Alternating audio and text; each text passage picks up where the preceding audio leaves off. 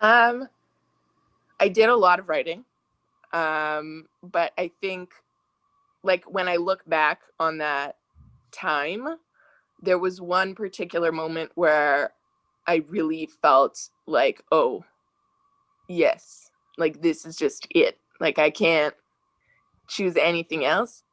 And it was actually just the moment when when the wheels started turning in my head. And it was the first story that I wrote in the series of stories when I was concluding my service.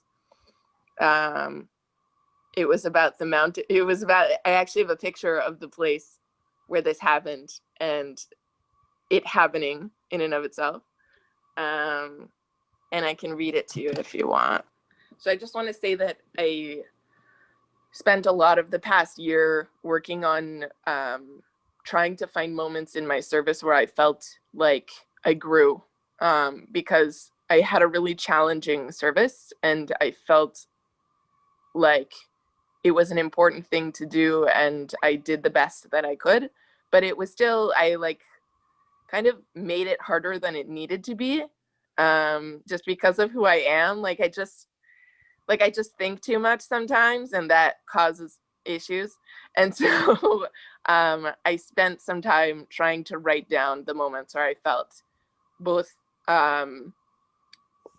together, like this sensation of togetherness and also of connecting to some sort of greater purpose, because I felt like sometimes that got lost because it's the military at the end of the day, and it's not like on the day to day, it doesn't necessarily have the gravitas of the big decision to make Aliyah, but I did want to kind of reconnect to that feeling. It's like the moment that I'm like, this is the moment that I think I'll always remember as like the moment where I look back and I'm like, I need this to be my life. So that's the answer. So this is what I wrote. As part of the mechina I did during my first year in Israel, I participated in a week-long navigations trip in the Judean desert. We mapped out our own routes and hiked through the mountains. The first day we hiked together, our entire group of 60 people. And every day after that, we split into teams of 4 and continued to hike more and more removed from the others, sleeping far apart from one another, searching for water, and making our own food. On the last night, we didn't even sleep with our teams. We each were placed entirely alone, within eyesight of others, but far away, and were responsible for building our own shelter, making our own dinner, and keeping out any desert creatures during our sleep. On November 8th, 2016, the last morning of the trip, I woke up from a deep sleep under the stars to the results of the US elections. When I heard, I fell to the ground, feeling totally scared and powerless. After days of determination and independence, I was literally brought to my knees by the announcement that would change the world. The people around me, my friends and counselors, lifted me from the ground and held me. They told me, having no idea if it was true, that everything would be okay.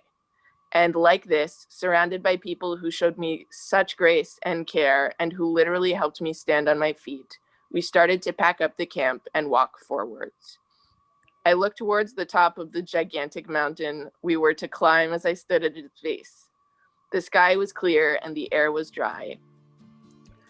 My muscles ached after a week of hiking and navigating through the desert. There were patches of sunburn on the backs of my knees and all over my neck.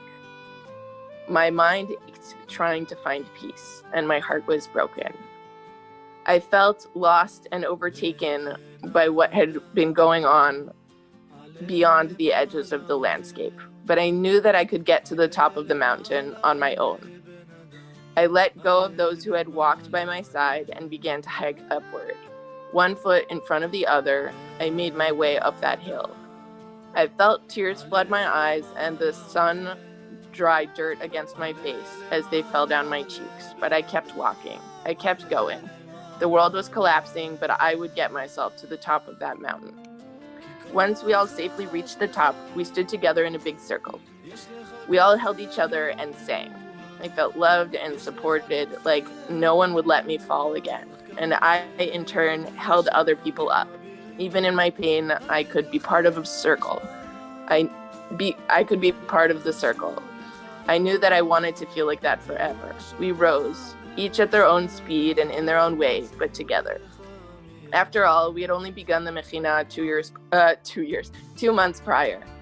After moving into our apartments at the beginning of September, we spent hours learning philosophy and poetry, cleaning and cooking together, volunteering in the neighborhood with young children and the elderly. We came from so many different parts of society, but somehow we found ways of loving and supporting one another in such a short time. My dad just got home. Sorry. The world on November 6, 2016 felt so fragile and broken. But when we stood together on that mountain, I felt whole. The most important things I learned that week were so much more than my ability to navigate. I learned to keep going no matter what, to seek love everywhere, and to share beautiful moments with people who made me feel seen and supported.